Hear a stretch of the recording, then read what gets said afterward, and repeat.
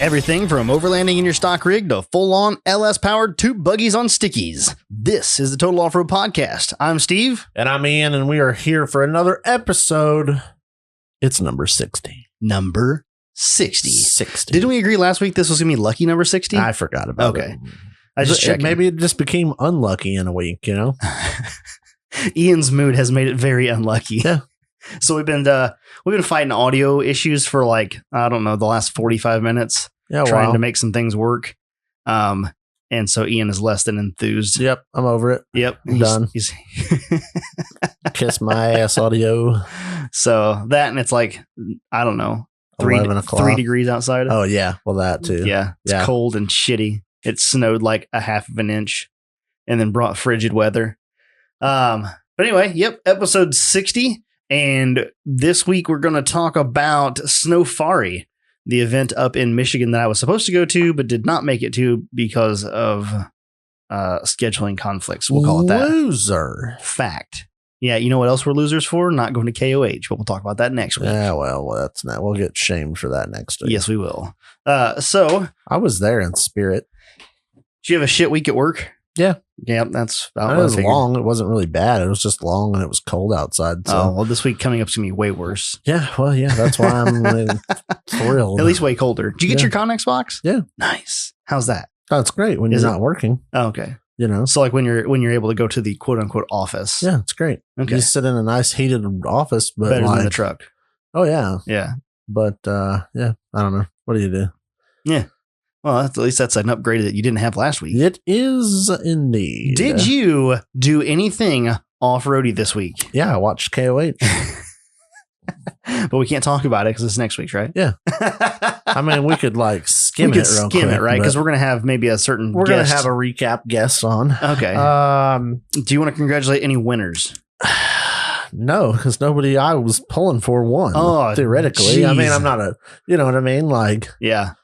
No, you weren't really looking for anybody to win? Well, I mean, I was, but like they didn't do it, huh? They didn't win. Oh, so well. But it's not like NASCAR where I'm like, oh, I got my favorite driver. I just want somebody I know to win, you know. So which there's like 3 of those on the lake bed. Yeah. Out of like 70. So you know, I mean there's that. Yeah. Yeah. Well, that's how that goes. Yeah, I got to watch the Everyman Challenge. I put a TV in the garage. Yeah. Because I felt like that was a necessary, thing to have. Winning. Well, I put it in there for live videos so I can see the comments better, like easier. And then I was like, oh wait, KOH is on. I'll just turn that on. So I did find out that I can, through my phone, I can cast the phone to the TV. Yep. And I can set the audio to play through my work tunes that I'm listening to while I'm working. Nice. So I was like, KOH was playing on the TV and I was having like real time audio in my phone, in my headphones. I was like, well, that's cool. That's way better. But so statistical fact for you. Stats. How many? We're gonna play a game. Okay, let's play a game. There was. Let me get you an official head count. Head count. Now, is this for the Everyman Challenge or what's this for? This is for the 4,400, the big show. Yesterday. Yes. Okay, so I missed yesterday's big show. Yeah, but you'll have that. Yeah. Welcome to work. So on the, you bought the premium? No, I did not. Okay. So 84 people total started the day. Yes.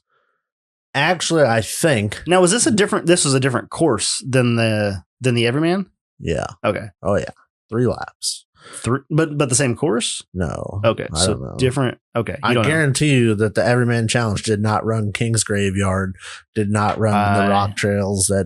No. I know they ran a bunch of rock trails, but I don't remember. I'm going to go with they didn't. Did not follow this close enough. Yeah. It's like 100 and some miles. I'm pretty sure that's what the Everyman was. I don't make the rules. I'm just telling you. But they were definitely talking about it being 3 days. Anyway. We don't know nearly enough. I'm sure you guys are all screaming at your phones. It's fine. 84 people were registered, and I believe only 76 took the green flag. Wow. That's not that bad. Oh, took the green. Okay. The green so they left. Okay. They left from the starting line. Yeah. How many of them finished? How many do you think finished? And then we're talking time finishers. They do not have the full finisher because they got to go by distance on how far everybody went that didn't time finish. But only time finishers are posted. So how many people finished on time? 16. 37. That's more than I thought. I mean, out of 80, or 70, we'll call it 80. So half. That's half the field. That's pretty good for as brutal as that. I mean, race so we were was. talking about this yesterday. We were messaging back and forth in one of the chat groups about KOH, and they were talking about the guy that won last year's, was it the 4,500 class in the Everyman Challenge, that Toyota pickup. I can't think of his name right now. I know what you're talking about, but I don't know who he is. But they were talking about a couple of the guys in the group chat are real Toyota fans, and they wanted him to win. And so he won again this year. But we were talking about that, and everything else. They're talking about it being beat up rig. And I was like, can you imagine building a rig and then going out to a race like that, putting down 2 laps in like a 8 or 10 hour day and finishing? Like, I don't care what place you're in, you finished the race. Like, your shit broke, flat tires. One of the people had they broke a wheel. Like, they broke a wheel, had a flat tire, rolled their rig. Like, it was just a shit show. That's how KOH is, man. I know. And I'm like, but you build a rig and you made it to the end. Yeah.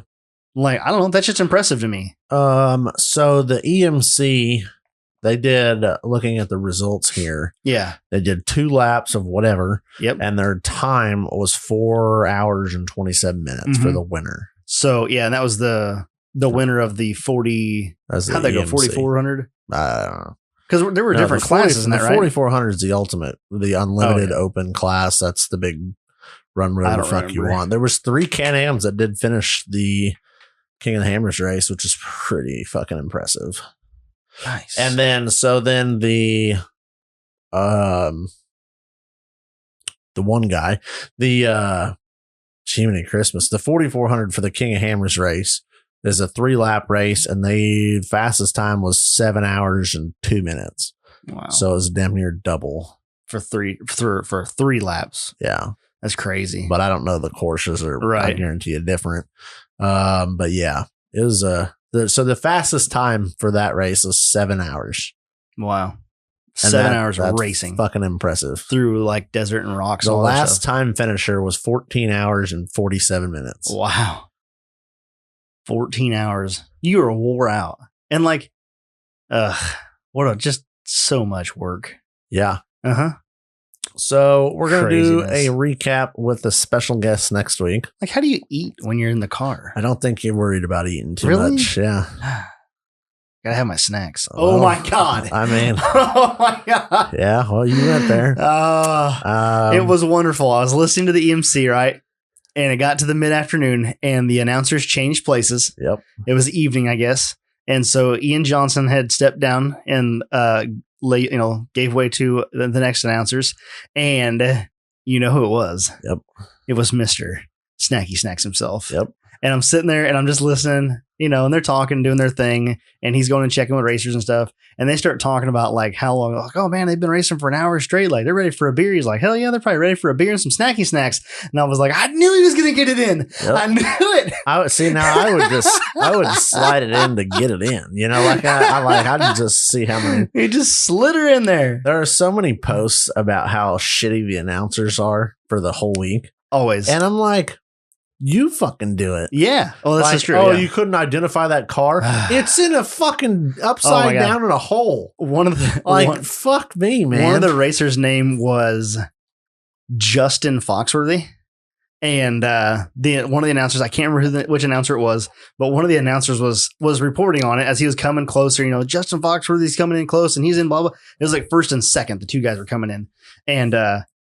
And he gets up there and he's like, so, it's official that your second place winner is Jeff Foxworthy, and he goes on. He says like 8 times like it's Jeff. Like after he'd already said it, Justin for a while, I was just cracking up. Well, you got to roll with it. It's just that's my thing is I wouldn't be able to roll with it. Like I would mess up like that, and then I would like stick on that I messed up. And then it would just mess up the rest of the day for me. That's why you're not an announcer. That's why I'm not an announcer. Because I'd be like, oh, damn, I messed that up. I just wouldn't I'm not going to talk shit because I don't want to do it. Yeah, exactly. Don't talk shit if you don't want to do it. It had me cracking up, though. I was like, yeah, Jeff Foxworthy took second place. Hell yeah. Oh, fucking A, man. Fucking A. Comedian and KOH racer.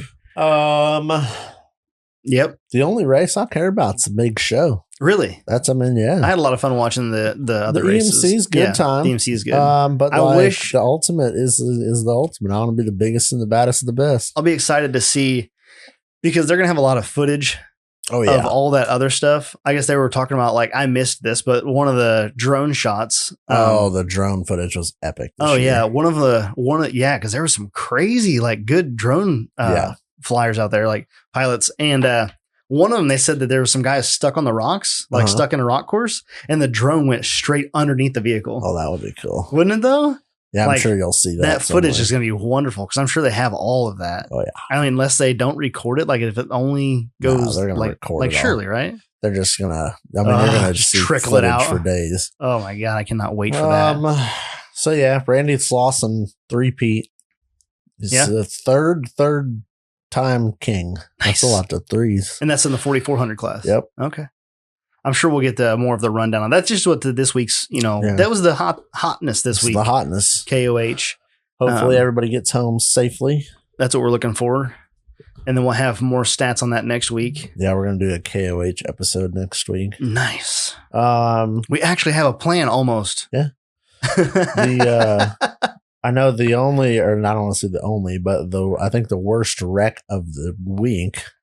Yeah. Probably goes to Tom Ways from yesterday. Oh, yeah. I haven't seen a video of it yet, because I don't know if there is a video of it yet. Right. There may be some in-car video if he had a GoPro or something like that, but they showed it was from the helicopter, and they showed it, and you could just see like two dudes just laying there. Oh, no. And like this rig's upside down, and it is like trashed.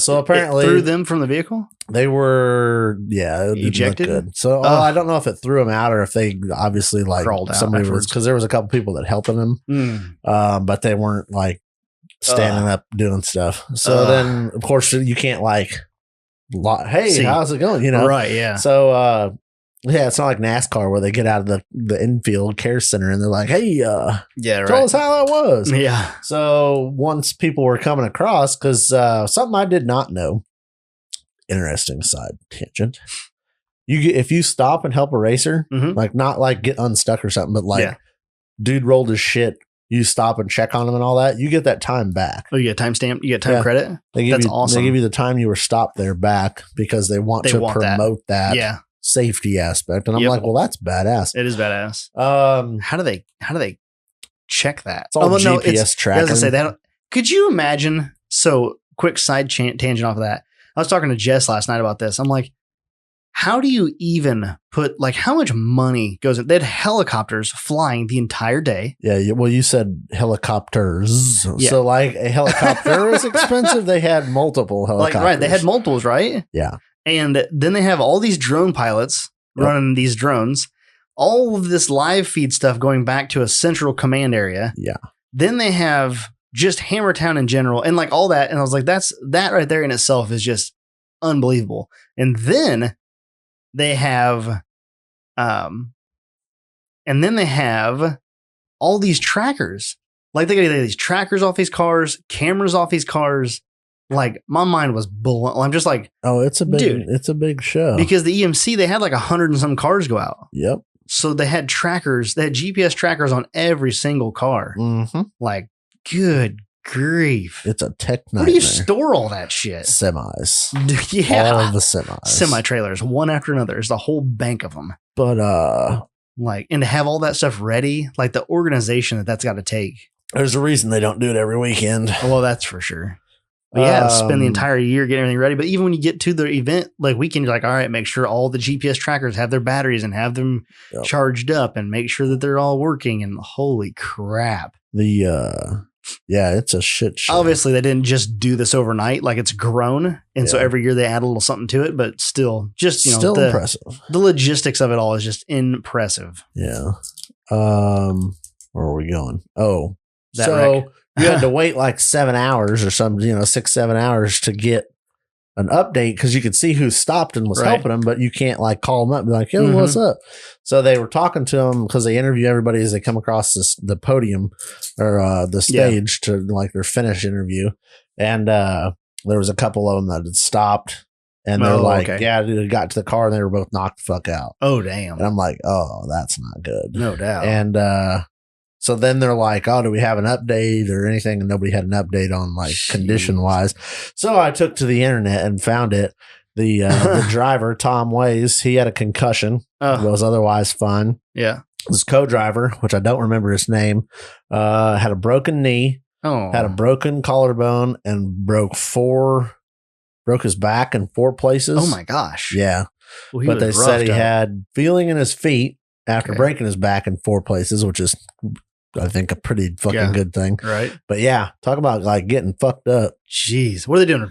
Jetting across the desert and just lost it? It was a high speed whoops desert section. And I think probably just got crossed up on some whoops and went for a hell of a ride. But so I don't know if there'll be any footage comes out of that or not. Right. But what do you do? Yeah, that's so hopefully they recover for them. But that was about the worst thing that I had seen or heard about the whole week so far. There was some gnarly crashes and stuff like that, but as far as injury wise, but all right. What do you do? It was neat to have somebody in the race that you had a vested interest in giving a shit if they finished or not. Matt tagged us in in one of his stories, and the story had the picture of the side of the knockout buggy with the TOP logo and the Nug Life on it. Yeah. I thought that was made cool. the live feed. Well, I said we. Kevin made the live feed quite a bit. Yeah. I was watching it pretty religiously, and then every once in a while I'd plop it up there, and they were like, at one point they were like, oh wow, that looks like a Porsche hood on that. I'm like, that's badass looking. It is a Porsche. Oh, look, Porsche sponsored rig. And I was like, oh God, that's funny. You think Porsche sponsors him? Oh my God. Wouldn't that be something? Our eyes over there smacking their face. They're like, damn it. Yeah. Porsche just writes a check. Yeah. Well, Porsche really wants to get into the off-road racing industry. But again, I don't want to talk shit about the announcers because I don't want their job, but I severely doubt that Porsche has sponsored a freaking 4,400 race car. But maybe next year. Maybe next year. To experiment and explore that financial investment. Maybe option. Kevin needs to reach out. Porsche. Who do you call? Hey, Mr. Porsche. Listen, this is what I'm looking for. I'm doing a race and I got your hood on my car. They're like, oh, really? Oh, we're gonna sue you now. Defiling our brand image. You owe us money. Yeah. Well, that backfired. But we made the live feed with the race car a few times. That's awesome. At one point, the tracker went shit, and we could not see. It hadn't updated in almost an hour. Oh wow! And we're like, well, clearly it was showing a speed, and then it didn't update. So we're like, nobody knew where he was at, where they were at, where anybody was at. No, where he was at. Oh, okay, yeah. And apparently it was one of the farthest places away from Hammertown. So apparently they could not get him on the radio either. Oh, dang. So we were going through the what the fuck happened? Did something happen? Did the tracker just take a shit? Whatever. Who was co-driving with him? Heath Day. Oh, yeah. And that's right, I forgot. So then we're like, what the fuck? And so finally I'm just watching the live feed, and I see a car towing a car pretty good speed across the desert. But I couldn't read. I was like, wow, that looks like Kevin's, because they were doing it was a chase shot with a helicopter. Yeah. And I couldn't see, it was of course dust cloud, but I was like, that looks like his chase bar on the back of his buggy. And I'm like, well, I guess that's good. That means they're moving and they're pulling somebody else. They're not the one getting pulled. So was that the case? That's a good time. And then they showed him again from the side. I'm like, oh, that was him. And he's pulling whoever, but I couldn't see who the fuck it was. Couldn't see the car number on the car they're pulling. So obviously their tracker was fucked up because they're moving and their tracker's not moving. Yeah. So I think Shelby was running their social media for Knockout. And I sent him a message and I was like, pulling a car on the live feed moving. And so he called me. He's like, are they pulling Brian? And I was like, I don't know who the fuck it was. It was it was a fucking car. I couldn't see the number. Yeah. And he's like, well, they were talking about possibly pulling Brian. I think it was Brian Croft, something like that. Okay. Back because they were only a couple miles outside of Hammertown. So they were going to grab him and pull him back. But their tracker hadn't stopped. So he's like, are they pulling him? And I'm like, yeah, they were pulling a car 12 seconds ago. Yeah. It's like, okay, well, clearly he's like, number 9 car. switch to their tracker, and then we could watch their tracker. And then sure as shit, about the time they got to Hammertown, he was in Hammertown. I got you. But it was kind of funny because like I'm in fucking Illinois. Yeah. And I'm like, they're pulling a car in the light. And they're like, is he pulling him? I'm like, well, you're fucking there. You should, you know what I mean? Like, I don't know. Somebody else was saying that same thing. Wild. One of the announcers was saying that too. He was like, it's crazy how fast the internet works because somebody took a picture of my rig here at Hammertown and posted it on Instagram. And not 20 minutes later, one of my buddies from Chicago messaged me like, hey, is this your rig? And he's like, yeah. He's like, oh, cool. Well, it's supposed to hear on so-and-so shared it on Instagram. And it's like, like that fast. Yep. Like I'm in Johnson Valley. My friend's in Chicago. He saw the picture on the internet of my rig before I saw it. Yeah. It's just like, well, that's how that was. It blew my mind after. I'm like, you guys are on the lake bed. Like, I get it's not flat. Like, it's a NASCAR race where like the shit's right there. You see what's happening. But you should have the information. But boy, it was just kind of neat. I felt like I was involved for like 12 seconds. I'm like, oh my God. Did you quickly run and get your radio and your headset and put my fucking helmet on and all? Yeah. No. Ian's in his truck, has his headset and his helmet on. He's like, I'm ready to go. So I found Kevin. Found his ass. But yeah, we're doing good. We're pulling a car back. It blows my mind how good the live, because that just shows you how live it is. Oh yeah, like literally the guys out there did not know what's going on. Kind of had bits and pieces, and you then just happened to catch the right piece. Catching it on the live feed, you're like, okay, yes, they are moving with a car behind them. But at one point, so you could track Brian's tracker. Yeah. And you could read the speed and all that. At one point, they were up to like 35 or 38 mile an hour pulling his car across the desert. They towed him like, I think they said like 15, 20 miles. Jesus. Like, wow. What's the power plant in his car? It's a 6.2 LS, I believe. God, that's just hard on part. Like, not exactly built to be a tow truck. You know what I'm saying? But no problems. Just pulling that load. But yeah, we'll do the transmission just screaming. Well, yeah, there were some trans issues, but we'll get into that next week. That's probably a little deeper than we probably wanted to go, but yeah. Either way, KOH recap. Everybody's gonna want to know what's going on with KOH. There's so many different perspectives of the week. We're gonna be a week behind, but it's so that we can get you a better, more detailed vision, although apparently they know less than we do, so maybe not. You never know. But we'll have more stuff, more recaps on that. This week, we're bringing you a couple of Canadians. Southern Canadians. They're still Canadians. Yeah, they're still Canadians. I hope they're still here. I haven't really looked to see if they're still here. They are still here. So we're going to bring you a couple Southern Canadians that we have had a couple of them on here before, but we're going to start off. We're going to introduce them. There's going to be 3 of them, and we're going to bring them in one by one. We're going to recap Sno-fari event, and I don't have my notes in order, so I can't tell you where it was at because now I've forgotten, but I bet they can. So let's start off. Let's bring in DJ Scheller, A.K.A WooDude. Can you hear me now? Hey guys, what's going on? Good to talk. So this is DJ. If you guys are on the Trail Riders group, you've seen plenty of his stuff. You've seen that he built the 1-ton Dakota on the, Super Duty, like half of a Super Duty frame and running gear. You swapped in the 6.7 as well, right? Yeah, I wish. No. No, I basically just grafted the front portion of the Super Duty frame onto the existing middle section of the Dodge frame.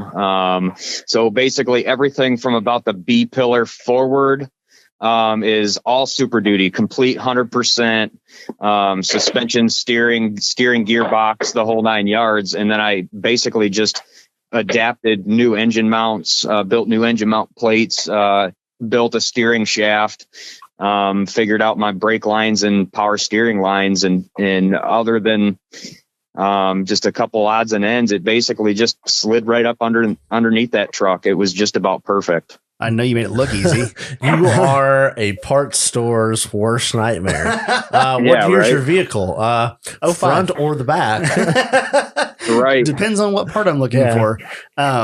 So were you able to use the existing transmission crossmember then? So what I did was I used the Ford transmission crossmember, and then I built an adapter. I actually had to extend forward about 6 inches off of the factory Ford to reach the mount on the Dodge transmission. Gotcha. That's intense. That's pimp. Right. Why did you end up going with the? Why did you end up using that much of the forward front clip? Essentially, because I didn't want to have to engineer my entire suspension. I've done that. I did that on the Samurai build. There's a lot less guesswork involved when you're just taking something that's already had millions of dollars of R&D put into it. Right. So then the you cut far enough back on the Super Duty chassis to integrate the cross member that has the front radius arm mounts in it. Exactly. Gotcha, Yep. I came So as you work your way back, you basically have the axle line, then back to where your radius arm brackets are, and then a little bit. right behind the radius arm brackets is your trans mount. Gotcha. And I cut just a little bit behind that, so I overlapped the frames by about 14 inches, so I could get a good solid weld penetration and contact between the two frames. But so everything. Basically, from the trans mount forward is all completely, stock Ford Super Duty frame, steering, and suspension. That's awesome. So how did you figure that out? A lot of hopes and wishes when I was buying shit, and then a lot of measuring before I did the cutting. Well, that's what I mean. Like, a lot of beer. were you just sitting around drinking one night and like, if I just cut that in half and cut that in half, it'll just work. That's literally the stuff you sit around drinking, thinking up, and then like, oh no, but just kidding. I actually did it, and it's very successful. I love it. So I don't do a whole lot of drinking. So the crazy part is I think about this shit stone sober. That's why it works. Is that I don't know if that's better, or is that like, at least if you're hammered, you have an excuse. Like, right. Oh, that was a really fucking dumb idea. Well, I just blame the sober, alcohol, but if you're sober, like it's not a dumb idea. It just doesn't. It just works. Clearly, it just works. Maybe I've been doing it all wrong. Just give up alcohol and have cool shit. So, so did you already have that in mind when you bought the chassis, or was that like a happy accident? So what I had done is I picked up this Dakota out of my neighbor's farm field that he had basically set in the field to die with weeds growing up around it. And I said, hey, Joel, what are you doing with that truck? I'd love to build that thing for an off-road rig. He said, well, what's a case of beer cost, essentially? Jesus. He said, you come get it. I said, I'll give you $100 and a case of beer. So that's where we ended up. I gave him $100, 2 cases of Labatt's Blue, and I drug it across the street to my house. For a, 05? 05 Dakota, 185,000 miles, 4.7 V8. Fine. Like, I haven't seen it in person, but like, it doesn't look like a $100 2 case of beer kind of a purchase. Depends on what day it is. Good Lord. Like, it's pretty damn nice. The right place at the right time. Damn it. I need more deals like that. Right? You got to ask. I know it. You just got to ask. That's the facts. So, okay. So you picked up the Dakota. Now, did you pick that Dakota up before? Like, it was just before our Trail Riders run, wasn't it?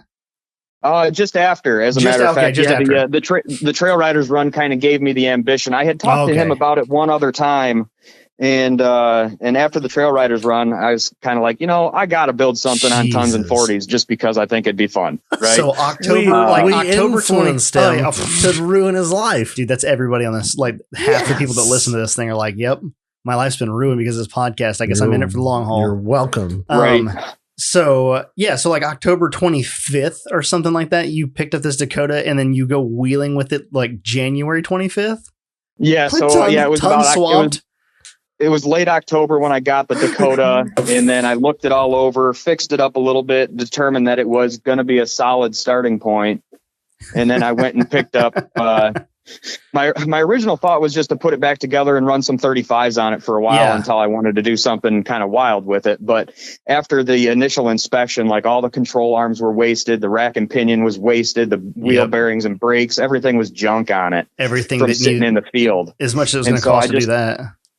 I just started doing some measuring and looking around and decided that instead of investing money to put it back to a factory state, that I would invest that same amount of money and find a nice Super Duty chassis to, figure out how to use the parts off of it. That's what I should come across that. How'd you come across the Super Duty chassis? I was just looking around. It was a Facebook Marketplace find. The dude was like 25 miles from my house. Jesus. It was a '08 chassis out of Texas that came up to Michigan the year before. So it sat around in his yard for about a year, but it was a Texas chassis. So it was nice and clean still. I got a bit of a personal question. I know here recently, the winner of the Powerball was in Michigan. It wasn't you by chance, was it? I wish. I was just wondering, you got all these other deals. I thought maybe that was it too. Good Lord. Yeah. So I wish, man. He's sitting on a chair made of money right now. Yeah. Like, yeah, man, it wasn't me. I don't know who it was. Yep. No idea. So yeah, that's pretty awesome. So you picked up that thing, you picked up the chassis. So wait, did you already know that you were going to graft the chassis before you picked that up, or you picked it up and you're like, I wonder? So I picked it up with the intent to basically use what I could, right? Yeah. So once I got it home, I started measuring between the two things. Originally, I'd planned to kind of finesse some of the Ford frame in right about at the firewall, and then just use, like the spring perches and the shock mounts and the steering gearbox. Yeah. Again, that would be kind of a factory setup.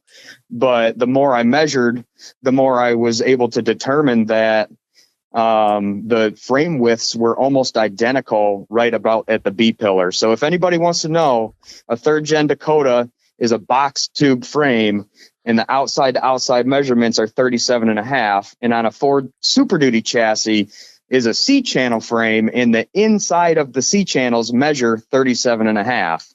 Which is how I decided I'm just going to graft these frames together. Does this not make you want to go buy a fucking Dakota? This makes me want to just start cutting more shit in half. I have clearly made it very, very clear before that, like, I love cutting shit in half. Mine never works out that good. I literally cut it in half, and then I go, oh damn. Yeah. It doesn't do that. Slides together. That's God ridiculous. Almighty, man. That's insane. I love it. Were you able to reuse the factory Ford body mounts? Yes. So what I did is So I referenced everything off of the A-pillar body mounts, which gave the front axle like a 4 or 4.5 inch stretch forward, which is probably about perfect. From the factory mount. And I did have to extend the Dodge body mounts were about 3/4 of an inch wider on both sides. So I had to do a little bit of a finesse, but I referenced the whole thing off the body mounts. That's ridiculous. You took a 1/4-ton truck, grafted a 3/4-ton frame to it. If that's not a testament to how beefy they built the fucking Dakota, like, why is the Dakota frame boxed in the same width as a F-250 frame? Are they the same height? Like when you wrap the frame around it, did you have to make a gusset that went from the bottom of the F-250 frame up or top down, or was it the same? So what I did is I had to cut the top plate out of the C channel on the F-250 frame, because the boxed frame of the Dakota was just, within an 1/8 inch of not being able to slide into the C. So wait, the Dakota box frame is taller than the C channel on the F-250? It was basically the same. It just wasn't short enough to slide into the C. So I had to cut the top plate of the C off. So that way we could set the Dakota that was on the hoist down into the Ford frame, like from the top down. That's beautiful. That's a great way to do it. So you were able to weld. Did you do like plug welds on the side of the Ford chassis too? I cut a big V in it to a big oval hole that was already existing in the frame. Okay. So like a big V to an oval to a big V back down, and then welded every contact surface. You got a ton of weld surface on that. Yeah. Jesus. And they overlapped by about 14 inches. So there's a bunch of weld. Yeah. Essentially the Ford frame is its own fish plate. Exactly. Yeah. Good grief. That is so awesome. Like, that just blows my mind. I love it. I can't wait to see this thing in person. When we do another wheeling event. Hey, are you coming down here for the Knox Joe Winterfest event on March 5th and 6th? I don't know. Okay, well, we'll talk about that. Yeah, I don't know. I think that maybe could be a possibility. Okay, I'd have to see what my schedule is like. There's a lot of Michiganians coming down here. Is there really? Yeah. I didn't know that. There's a lot of guys from Michigan that come down for the XJ event. With XJs? Mm-hmm. Oh, okay. Yeah, that's cool. We'll slip you right in. You look just like an XJ with the topper on there. Man, I am all about wheeling with shit boxes because I am right there with you. I am 100% shit boxy. Yes. All right. So let's introduce our next person. Now that we've got caught up, we've got to speed on the old Dakota. Let's bring in our next guest, which is Rick from Crawler Off-Road. Hola. Hey guys, how we doing? Oh, we're alive and kicking. Yeah. You had to wake me up from my nap. That's fine. Yeah, I'm sure you listen to DJ talk all the time. You're like, this guy again. Still talking. Well, I mean, I was there helping, so I kind of knew the story. Right. Still pretty cool though. Like, how many times did you just scratch your head and Absolutely. go, really? Oh, dude, you can ask him. I literally just kept stopping and staring. The whole day we were merging the frames, I just kept stopping and staring, and I'm like, dude, are you shitting me? Really? What do you? That fits? It's that easy. That's awesome. I still don't. I mean, like, and then he blows my mind. And then he goes and drives the damn thing 72 mile an hour down the highway. Well, I mean, it is technically just a Ford drivetrain at that point. Did you guys re-gear it at all? No, it's still running a factory 373. Oh I haven't invested in a gear set yet. So it's on 39s, 373 gears, but it was able to hold 70 mile an hour with the cruise control. It still works. With the cruise control. He's got fucking cruise control on a wheeling rig. Well, because he didn't change anything. In half and welded. We didn't change anything. He probably has air conditioning and everything else. I'm triggered. He says yes. Air conditioning, cruise control, push button 4-wheel drive. I mean, just a few of the amenities. No. I swapped to a manual T case. Okay. But at the same time, the F250 runs a 373 gear on a stock 35-inch tire. So going to a 39 is not that much higher. No. You're running not that it's going to be a powerhouse of any sorts, but it shouldn't actually have too much trouble running down the road. How'd the gear set feel on it? Does it feel pokey off the line? It's not bad. The 545 RFE Trans has a 3-to-1 first gear ratio, so it's really not all terrible. That bad off the line. That's what that has in is a 545. Yeah, it's got a 5. Yeah, it's a half ton. It's a half ton powertrain in that's that the same. Dakota. That's the same trans that's in the KJ. Jeez. Have fun with your. The same trans that would be the same one that would be in a diesel KJ. A gas KJ would have a 42 RLE. Well, then you come on over here and you tell me why mine has a 545 in it. What year? Are we going to do this again? Pre-05? Yes, 03. Okay. Yeah. That'd be why. Yeah. Mine has the dual inner filters. I have the canister. So it was originally a 45 RFE that somebody put the tune into. Put the tune into? Yeah, the 45 RFE and the 545 RFE are physically the exact same transmission. Uh-huh. When Chrysler developed the 45 RFE, well, actually, they developed it as a 545, but due to emissions and other reasons, they released it as a 4-speed, which was the 45 RFE. And then I don't remember what year they came out with it, but they came out with a flash for the TCM that gave you a 5th ratio, which essentially is a second overdrive. Oh, I think so. It has like a 0.73 and then a 0.65 or something overdrive. It's 0.71 and 0.67. Wow. There you go. Mine has, I believe mine must be a 45 RFE then, because I don't believe I have 5 gears, but I could be wrong. If you wanted to, if you knew somebody at a dealership, you could probably get it flashed and have the 5th gear added. The shipbox has got 220,000 miles on it and got laid over by a tree. I don't think we need to be putting tunes into it. or do you? I'm just saying. I don't know. At this point right now, the thing I'm thinking about is, do I just go out and buy a Super Duty with 410s? Just go buy a set of Super Duty axles with 410s and just set the swap body right on it. Done? Yes. No, I'm not going to set the body on it. We're going to graft it underneath. It's fine. We're going to cut the whole top part of the chassis out of the Super Duty. Just going to cut the top off the C and then just lay the unibody down inside of it. Oh boy. Hold on, I'll be right back. Ian, where's your tape measure? Yeah. You might have to push the firewall back a little bit to clear the diesel though. Nah, it's fine. No. Oh, that'd be great, wouldn't it? 6'7" kj. Or you'll just have the fan. You could have the fan sticking out the grill and use it as a propeller.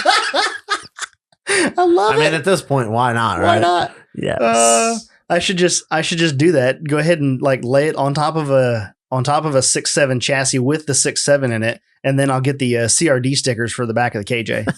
There you go. I guarantee you the 6'7" will last 50 times longer than the CRD. I bet there's the same chance of it catching on fire though. Technicalities. Okay, we're not here for that.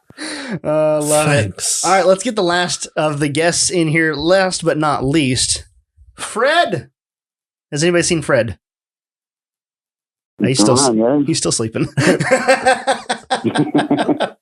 All right, so we got the trio in here now. Fred, how are you? Not too bad. How are you guys? I can't complain. Yeah, we're here. It's cold. Is it cold up there? Yeah, it fucking sucks. Yeah, it's cold. Very cold. Yeah, it was less than single digits when I came here. Yeah, I think it was. Well, no, I take that back. It was 3 degrees when I left the house. It was -3 when I woke up. it was coming up fast. We're getting ready to have a heat wave. Yeah, it's coming. Anyway, so the reason we have you guys on here today, not only to talk about the Dakota and the awesomeness that is you guys putting that stuff together, but is for Sno-fari, the Sno-fari event that you guys did last year, and then got a trophy for last year, right? Did you get a trophy this year? No, so this year was different because of the whole COVID thing. Yeah. There was no banquet. Like there's normally a banquet where that's where the awards are given out. Mm-hmm. That's where the raffle is. And then of course the meals provided. That didn't happen this year because of COVID. They couldn't have, we weren't allowed to have, any indoor dining, right? I mean, so Michigan was shut down to any indoor dining until like 3 days later or whatever it was. But, so we only did the 1 day this year, and they limited it to like, I want to say it was like maybe 100 people, 50 vehicles range, right. Which normally, I preempted this. I asked the guy that organizes it a few questions and got some data about some information about the event. Normally he shoots for 250 participants with around 100 vehicles. And he said he wants to do more, but he's limited on the banquet facility capacity. Because we use a hotel that has a banquet center attached to it. So everything's all in one location, basically, so you can get totally hammered and party all night long and then just stumble back to your hotel room. You don't have to leave, right? Which is nice. Handy, so, right? Yeah. And the hotel's badass. They got an awesome pool, hot tub, atrium area. Like I said, they attached a banquet hall. And actually they have multiple halls. So we use different rooms throughout the weekend because you have one room is where you go to sign up for your trail rides. And then the big hall is where we have the Saturday night banquet. So this year we didn't do that. We were still invited back because we were a sponsor last year, and we have basically agreed to continue to sponsor, in the future as years go on. So we're hoping that next year for 2022, we can be completely back to normal, with the full banquet, full raffle and everything. So nobody really got prizes this year. Nobody got awards this year. Bummer. It is indeed. Yeah. But Ryan did say that he would love to talk to you guys about coming next year. Yeah, we'll have to see if he can fly us in or not. Fly us in? Yeah. I'll be a big time celebrity by next year, I think. Oh, you think so? No, I don't. But okay. I mean, it sounded cool. Me too. I'm hoping I'm a big time celebrity by next year. So I mean, he could fly us in. We could send him our people's info. Send him our people's info. Yeah. So, okay. So where is Sno-fari held? Held in West Branch. The hotel is in West Branch, Michigan. And then we leave out of the hotel in the rigs. It's a you have to be plated and insured. You have to be a semi-streetable vehicle. And I say semi-streetable because I did take the Samurai last year, and I did have one of the guys tell me that I hit 50 mile an hour in the Samurai. On 40s with 2.5 pounds of air and 4 link front and rear. I'm fine with that. It's just the plated. So you have to be insured. So I don't believe him because I think that truck's only going to hit 50 mile an hour if it's on fire. But you never know. But anyway, you have to be semi-streetable. And they go all through West Branch into St. Helens. Oh yeah. I don't know if you've ever seen or heard any of the video of like the St. Helen Motorsports area. They've got a big rock garden. Oh my. There's actually a lot of hills up there, unlike we have down here in the lower part. Mm-hmm. In fact, the hills are what created some of the most interesting events that last weekend. Yeah, I heard a little something about that. We're gonna have to get into that talk because I want to hear that story. I think that's the whole reason we have all three of you on here is for that story. Oh no, there's more than one story. Oh, okay. Between Fred and I, we have claimed 3 doors. Hey, mine's fixed. Shut up. Mine works too. It's just a little different shape. Mine's fixed. Yeah, I think I did see the picture of one of the doors. My window up. Oh, well, you don't need windows anyway. I had to grab the door skin and yank it back off the window. At first, so I was wanting to make it to this event, and then with the cliffs closing down abruptly, I really wanted to take advantage of that, of getting to that park, just so I could say that I'd been to it. So if they don't have Sno-fari ever again, I'm going to be really angry. But they will. Yeah, hopefully. Yeah, going wheeling 3 times in 1 month and then looking at the wife and be like, oh, well, glad you got to stay home with the kid. I just don't think that would have went over that well. You know? Should have tried it. I didn't have a tow rig either. I would have to borrow the father-in-law's F-250 again. Hell, hey, like DJ, how's it go about tow rigs? DJ, I think you have something to say about that. Here we go. I guess I don't know what you're insinuating there, Rick. You don't need tow rigs. Oh, that's right. You have a perfectly good tow rig. Yeah, he has a multi-purpose. Keep a trailer. He has a multi-purpose. Yeah, I just can't keep a trailer worth of shit. Yeah, he has a amphibious Dakota. Yeah, it's both a boat and a highway vehicle. Yes. Yeah. Yes. Trailers are for boats, and he didn't want to be in that. Didn't want to have that stigma. Boats. So he just pulled it off the trailer and drove it. Every race car's a boat. Exactly. I live the trailer life, and I'm proud of it. Well, DJ was trying to live the trailer life. Yep. And then it's news that I had trouble with my gosh dang trailer. All right, guys. It's come on. Definitely no news since you were the poster child for episode 59. Right. I will say, and you're welcome. I did. Yeah, I appreciate that because it worked so perfectly. Like it was a fresh photo. Timing. It was. Yeah. Like those photos rolled out right as we were recording. And I was like, oh, done. I was like, well, I don't have any good photos like that. So I'm going to just use this one. Yep.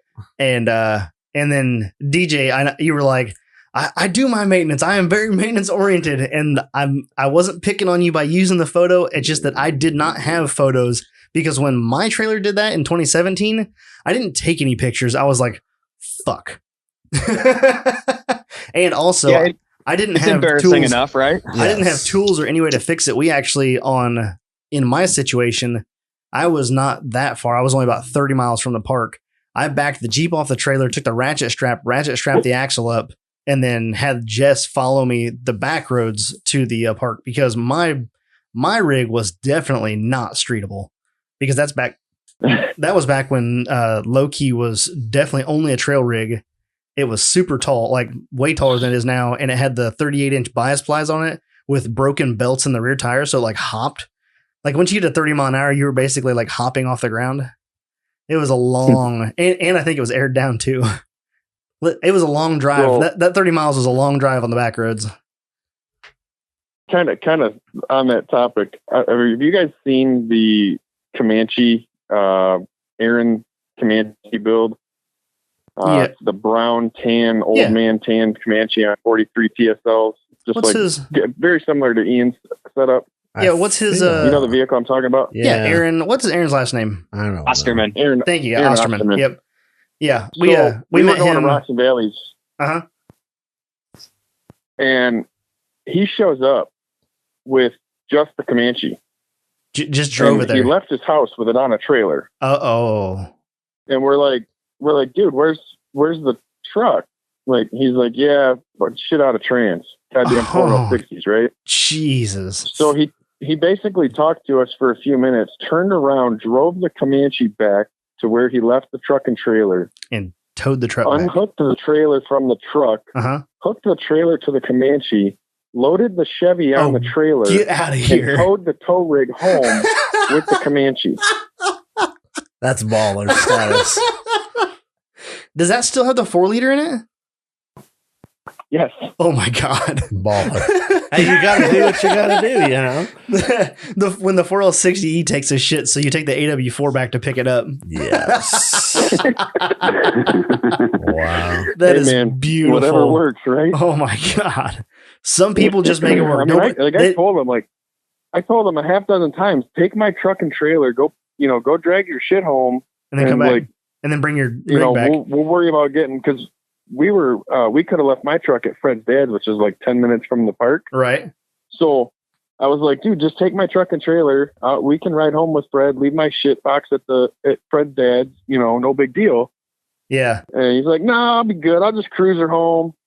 Jesus. How far does he live from Rocks and Valleys? We didn't know when he lives not far from DJ. So what's that, about hour and 45 minutes? Oh my God. At least, yeah. So not like 20 minutes down the road. Yeah. Wow. But I want to say that the Chevy took a dump, he was way closer to home than he was to the park, if I remember correctly. So did he for whatever reason, he just decided to drive the Comanche just for shits and giggles. Yeah. Because, I'm here anyway. Could say he did. So did he drive it there and wheel any, or did he just drive there, say hey, and then go back? Yeah. Just drove, said hey, and turned around and went back. I got shit to do. I gotta go, play tow truck. So have it going. I drove an hour here just to stretch the legs a little bit, make sure that it was roadworthy on 43 stickies. It's awesome. Fine. Or no, are his stickies? Yeah, his are stickies. Oh, I don't remember. I'm pretty sure when we talked about the same tire. I'm pretty sure they're stickies, because when we were talking about the price tag, I'm pretty sure it was in sticky territory. Ugh.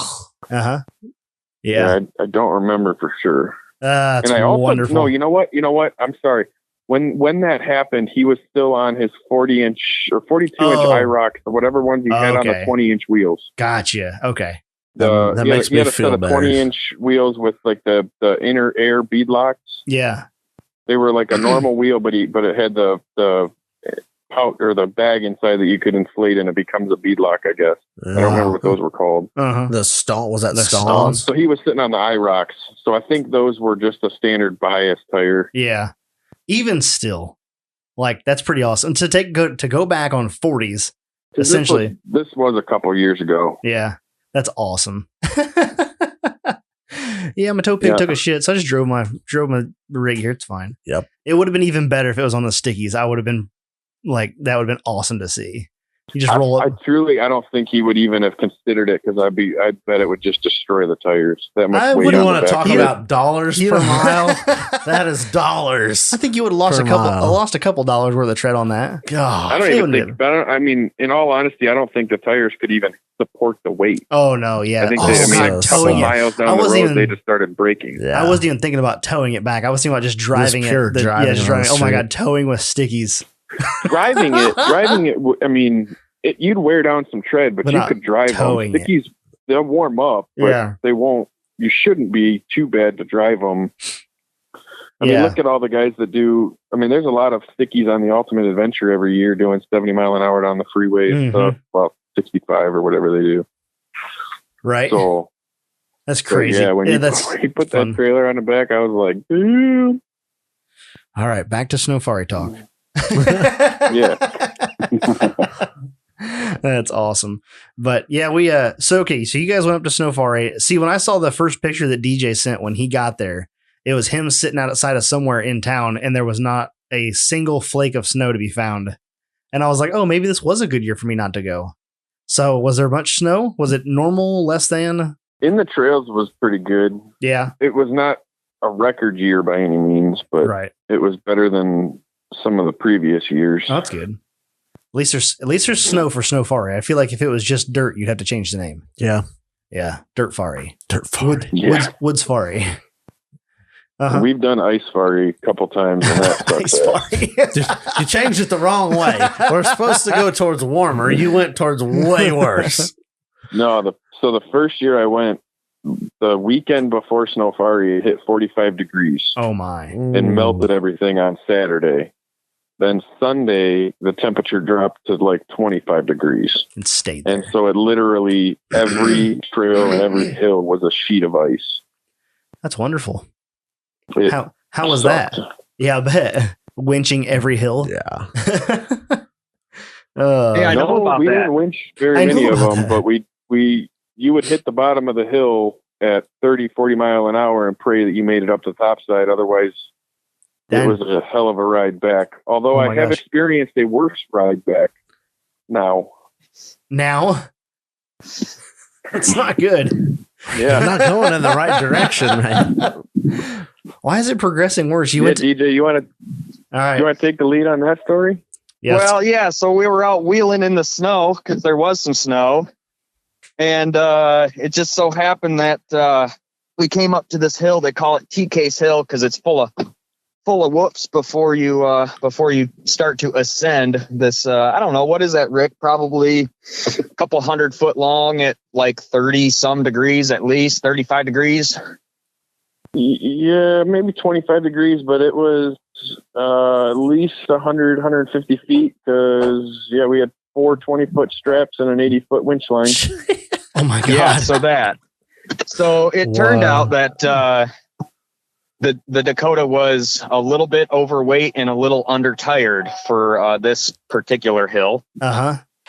And so I gave it my go 2 or 3 times. I was still working out, shaking out some new build blues. I have a harness issue near the PCM that was shutting off injector 1. So I was dealing with a misfire and some rev limiting because of a limp mode in the PCM and whatnot. So I was kind of working some of that out, but I gave it my best 2 or 3 times and just didn't make it up the hill. So in our infinite wisdom, I said, hey, Ricky, why don't you turn around back down the hill? Well, slide down the hill and let's hook up together with a crawler rope and see if we can go up this thing together. Maybe you can give me what I need to get to the rest of the way. Yeah. So, I was right in front of him in the lineup and I got to the hill and I literally first gear 4 low, just walked across the whoops and then just started to slowly get into the throttle. And I basically walked the hill. No big deal. So I thought, well, as easy as I made it up that hill, I thought if we actually give it some gumption, I can drag his ass over the top of the hill. No big deal. Oh boy. So I backed down, started sliding down the hill. We hook up the kinetic strap and we gave her hell. And it wasn't enough. And so now you got drugged back down the hill, hooked to a strap? Yeah, we both went down backwards. Dakota on the end of a 20-foot strap. Nice. Hence the I've had worse go downs. Yeah. Is that where you lost a? Is that where you lost a door? Looking in your rearview mirror, looking in the rearview mirror, and all you can see is his hood because you're so close to him sliding down the hill, and you have no control because you're on a solid sheet of ice. Yeah, I'm just looking at that bull bar. I'm looking at that bull bar, just thinking, well, good thing I got another tailgate sitting at the house because I'm going to lose this one. But I ended up having to throw it in reverse and gun it because he was coming down pretty quick at me. So I actually had to drag him backwards while we're sliding down a sheet of ice. So he didn't run into me. Did you guys watch any of the King of Hammers stuff? Because you're doing it wrong. You're supposed to hit the guy in front of you and push him up the hill. Yeah. Amateurs. Yeah, maybe next time we'll try that. That sounds like a better option on paper. You remember that feeling you had of the kinetic rope when you pulled me out of the mud there? Yes. It was the other way. How you got that amplification of the kinetic? Well, it works in reverse. So when I got to the end of that rope and we stretched her real nice and tight, DJ was sliding backwards down the hill. Boy. I got slung shot down backwards. the hill. Oh my gosh. I bet that was actually wonderful. With about a 30%. That's bungee effect. That's gotta be that had to be wonderful. Oh, I'm sure it was you're like going uphill and all of a sudden you come to a stop and all of a sudden and you're like your tires are still going in one direction and you're going the other. It's like an amusement ride. It felt great. The rides. That's about how it went. You know the rides where you're like, it's like a straight. It's like it shoots you straight up in the air and then it comes free falling back down. Mm-hmm. It probably felt like that. Like he went and shot up the hill and then all of a sudden got shot back down. That seemed like the ride's designed for that. So you know what's coming. I bungee corded his ass backwards for sure. Yes. Well, I mean, if you looked at physics, you would have known that was coming. Yep.